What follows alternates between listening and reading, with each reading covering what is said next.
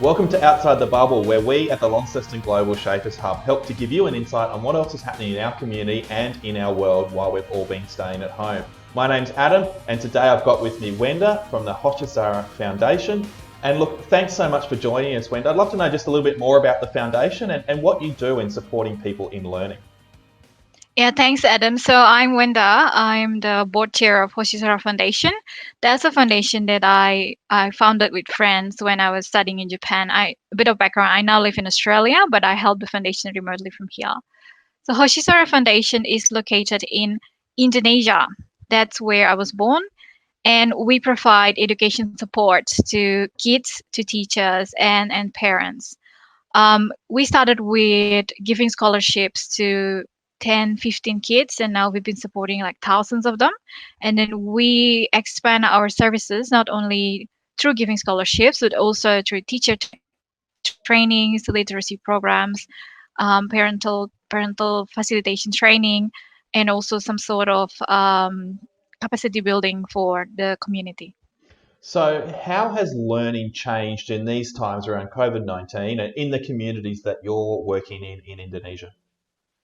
So obviously, before COVID-19, education is quite traditional, just like in many other parts of the world, where children go to school, teachers will teach them, give homework, go home, do the homework, have dinner with the parents, and go to school again the next morning. But then with COVID-19, obviously, kids cannot go to school. They have to stay at home 24 hours with parents, and learning needs to happen at home. Now, Indonesia is quite a large country, and the situation from one area to another is quite different. So, for example, in some areas you have electricity 24 hours a day.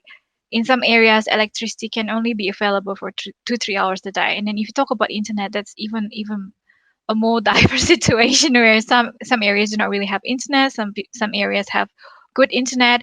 So teachers really have to be resilient, adaptable, and creative with the situation. So what the foundation is doing, we actually help kids and teachers all over Indonesia, from the tip of Sumatra to Java to Borneo to Papua. And obviously, with these teachers, we have hundreds of them that are helping us. We cannot give one advice or one program that will suffice all their needs. So what we're trying to do is to build education resilience and match that concept with the local context. So for the teachers in Java or kids in Java, you can actually have online learning. You can use things like Google Classroom. You can use things like exchange files and then do a bit more videos and upload it. But if you go to other areas, it's actually quite hard. So sometimes remote learning needs to happen without internet. And when I say that, there are actually teachers sending education modules and then check it once a week. We actually see teachers, because of the COVID-19 situation in Indonesia, is quite diverse as well. Some areas are red zones, green zones, yellow zones. There are actually still some villages where you can visit people's houses, but you need to actually adhere to social distancing, and also can only have like 2 or 3 people in one room. So there are actually teachers who visit their students weekly and give them one-on-one lesson. And it's quite inspiring because I've seen, well, I don't know, but if you've been to villages in Indonesia, you'll see like from one house to another, it takes like in some areas like 90 minutes in bicycle, but they still do it, and they do it every day without complaining because they really care about education. They really care about the kids. And the other things that we see, parents are quite supportive now. Before, they think education only happened in school, but now they want to know more, they want to learn, and then it's actually good for the future to have an integrated education between school and home. So, those good things, what other good things have you seen by obviously children learning from home, and what sort of changes are you seeing in that environment that you think is actually creating some really great education outcomes? Yes, I think now children and teachers and parents are appreciating that education needs to happen in an ecosystem. That's what we call it. So Obviously, schools or teachers will give the materials, but now when it comes to home, children will absorb that materials, but also need the support from the parents. And parents are learning to be what we call education facilitator. Well, I'm calling that facilitator because they are parents, they're not teachers. They're not replacing the teachers. I repeat that they're not replacing the teachers.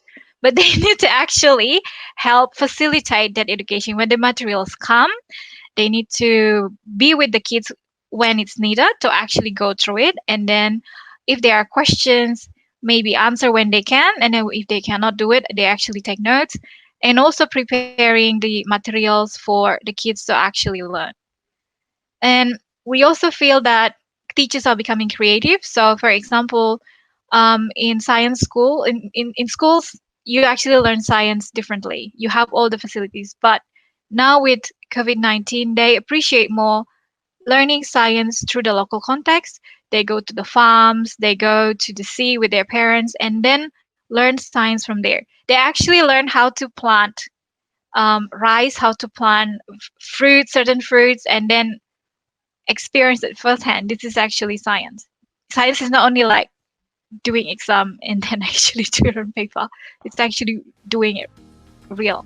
No, that is fantastic, and that's fantastic to see the learnings that are coming through with that. Look, thank you so much, Wenda, for joining us today. And look, if it's the first time you've joined us for this series, there is a range of different conversations we're having from around our community and around our world. So make sure you have a look at those videos we've uploaded. And if you want to find out more about the Launceston Global Shapers Hub, make sure you connect with us online on Facebook, or else you can find out more at globalshapers.org. Thanks, and we'll see you next time.